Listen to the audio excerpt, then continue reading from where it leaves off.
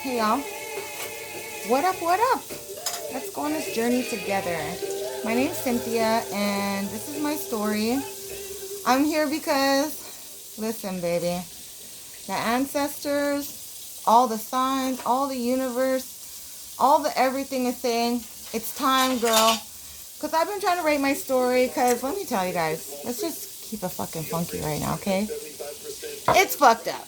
Okay, it's all the way fucked up. And not just what it is. So, but the fucking good thing about how fucked up it is that, I've been through the fire, I've been through the trenches, I've been through the gutter, and I also been through the highs and had lots of money and, and gone a lot of places and done a lot of things and grew up a lot different than some people would because my daddy was a hustler, baby. He's a hustler, baby. And so was I forever. Until I wasn't. But let's not get sidetracked because I got ADHD and sometimes that happens to me. So, yeah, I wanted to show people that you can come from the ugliest, the darkest of dark, and come out and be a warrior for the light. And that's what I am. I'm a warrior for the light, baby. And I have a beautiful mindset, which is positivity. I have a knack for finding something good in all the situations. And let me tell you, baby, I've had some fucked up situations. Shit that most people would have broken. And let me tell you, I broke too. But I'm like a baby. I just bounce back, My bones are like rubber. They're actually not, and I actually have broken a few bones, and this shit was not rubber. Anyway, yeah, so my journey was long and crazy, and we're going to begin. And the way it starts off is with my mom. Her name is Josie, and she's an Indigenous woman from Beaver Lake, Lac La Biche area, which is northern Alberta, Canada. Predominantly Indigenous, a lot of abuse. Her mother was an alcoholic, to say the least. And once my Muslim died, which means grandpa, once my Muslim died, my cookum, she had some boyfriends. And so she blamed my mom for like outlandish things like, that she's 8 years old thinking that this little girl is trying to get her man, which is toxic. And I didn't know that for a really long time. And I feel really bad for her. I mean, whatever. I feel bad for her, but not enough to unblock that bitch or anything. You know what I'm saying? She gonna stay blocked for a while. I know some of y'all know. Anyway, her mother was very fucked up. My cookum, she was abused herself, like from men would abuse her, and I think that was every relationship she was in. She was abused, and she drank like a man. She fucking fought like a man. She was a very, very, very scary woman. A lot of people were afraid of her, including my dad. She used to chase him around with a fucking frying pan because he's a white dude, and she was like, what the fuck is this white guy doing here? And yeah, speaking of that, not my dad, but like white people, my mom grew up in the bush until she was about 12 years old. And then the RCMP came and told my cookum that she had to move to Edmonton and put the 3 kids, my mother, my Auntie Irene, and my Uncle Jimmy, in a day school, or otherwise they were going to put them in like the nunnery, which was essentially residential school. So she did. She brought them to Edmonton, and they didn't speak any English, any of them. They all spoke Cree, and that's how language was lost in my set of family, like my mom's kids. Everybody else's kids can speak Cree, and it was lost on us because my mother was ashamed to be an Indian. And I didn't realize that, and I feel bad now because I used to laugh at her. Again, I'm a cunt, you know what I mean? Like, in my family, it was like there was no love, but we roast each other. And whoever had the best roast won. And I won a lot because I am a witty cunt. Me and my dad used to go toe to toe a lot. I'm pretty sure he's where we all get it from. But yeah, so he is from Newfoundland. Funny. He's an island guy, and they talk funny. He'd be like, when I was growing up, he'd say things like, "Lord Thunder and Jesus, you're getting on me nerves." And we'd fucking laugh because it's so funny. And like he has like a Newfie accent, and so it was like super cute. Or he'd be like, "Cindy, you're getting on me nerves," and shit like that, you know? Or he'd be like, "I'm gonna count to tree." And we'd be like, "There is no tree," like just as kids, you know, because again, we were all little assholes. So we used to make fun of him on how he talked all the time. And he hitchhiked his way here from Newfoundland, which is the farthest province in Canada. And so he made his way to Alberta, met my mom. They got together and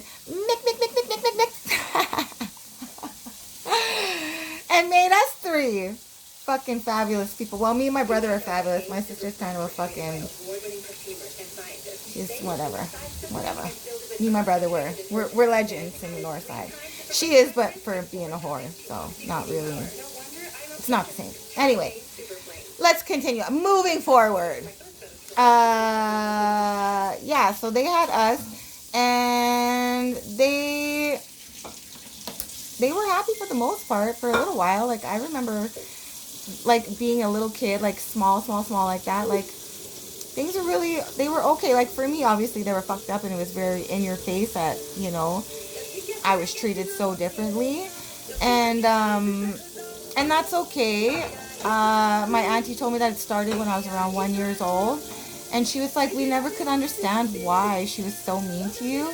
She's like, you were so smart. You potty trained yourself.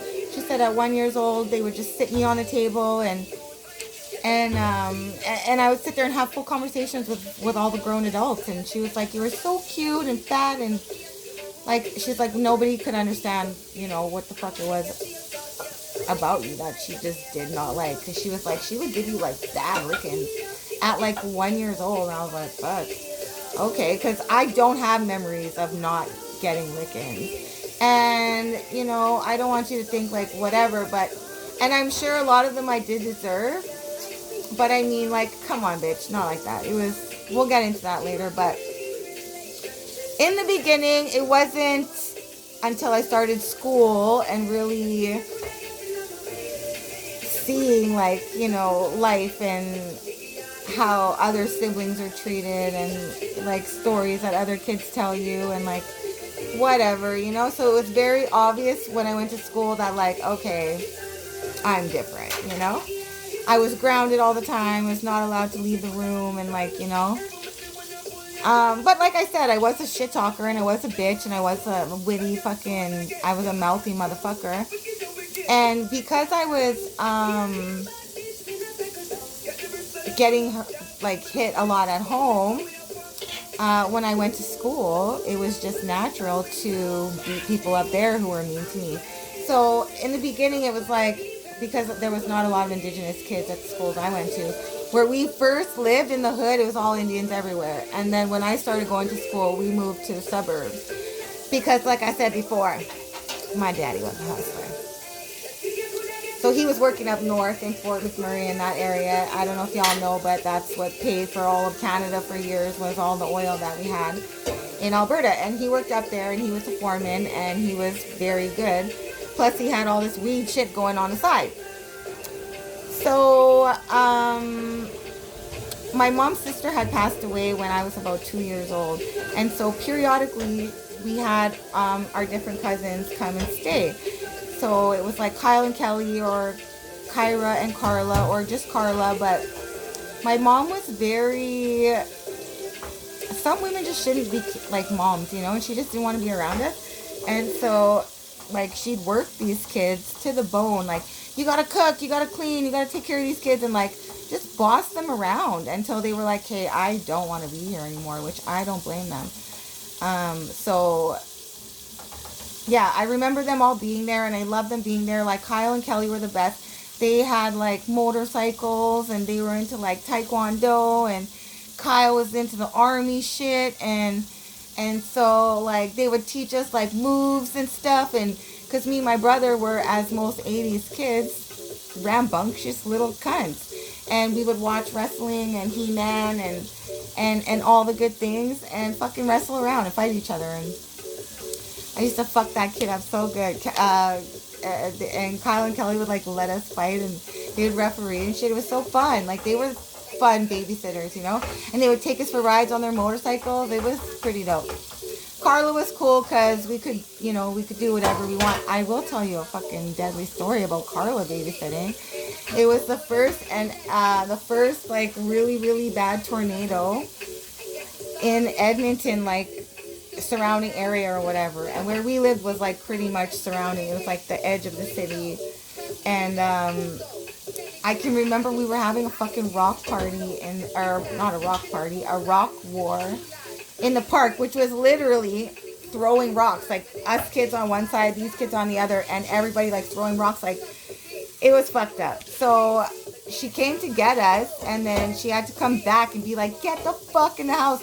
And I can remember it was like a green sky, and I was like, what the fuck? And then it was like the hails were coming, and they were fucking huge. And I'm pretty sure that's when she came, and she was like, get the fuck inside, there's a tornado. And we were like, what the fuck's a tornado? And we ran inside, and it was an actual fucking like big huge tornado that was like real fucked up. But she was babysitting for us that day, and I was sorry, I don't know how that came up, but yeah, that was a pretty deadly fucking tornado day, and she still remembers it. I still remember it, but yeah, it was cool. But I mean, I don't know how cool it was, but it was cool. Like we were all in a tornado together, and we survived, and it was scary, but it was like when the sun comes out, and you're like, oh, you know, it really is like, I love you, you know, we made it. But yeah, like growing up with my mom, there was no love in that house at all. But like I said, we had roasting each other. We were witty. We were, you know, we used to argue a lot with each other, and that's how we like expressed ourselves and talked to ourselves. But we literally talked about everything. Like there's some families where I found out that like they don't talk about anything, and like there was no whole bars. Like I remember one time I came upstairs. I was pregnant with my son, so I was like 20, and I came upstairs, and my dad had his friend there, and he's like, yeah, so, and it's just like 7:30 in the morning, and he's like, yeah, so I had these two hookers bent over in the East Glen, and he's like, I had these pen fulls of cocaine, you know, and I put up 1.5 grams in each fucking pen, or in each pen, and I said, okay, bitches, who's ready?